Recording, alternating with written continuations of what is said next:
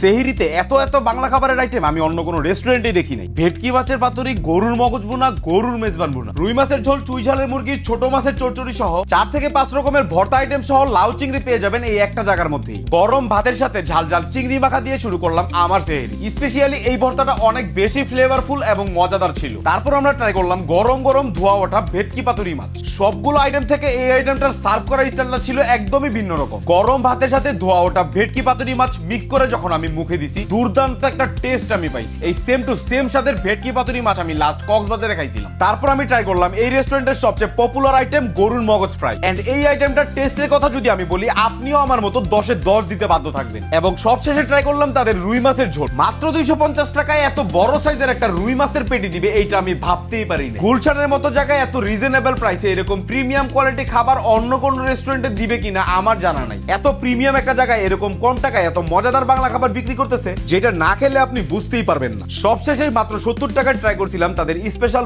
বোরহানিটার মশলার কম্বিনেশন এবং ঝাঁঝালো ফ্লেভার দুইটাই ছিল একদমই পারফেক্ট। এই মজাদার সব বাংলা খাবারগুলো একদম কম টাকায় খেতে হলে আপনাকে আসতে হবে হালাব রেস্তোরাঁতে। এই রেস্টুরেন্টের এক্সাক্ট লোকেশন হচ্ছে গুলশান 2 চত্বর 46 নম্বর রোড, কাচি ভাইয়ের পিছনের গলিতে। আজকের ভিডিওটা ছিল এই পর্যন্তই। দেখা হবে নতুন কোনো জায়গায় নতুন কোনো ভিডিওতে। সেই পর্যন্ত ভালো থাকুন, সুস্থ থাকুন, ফুড ট্রায়াল বিডির পাশেই থাকুন।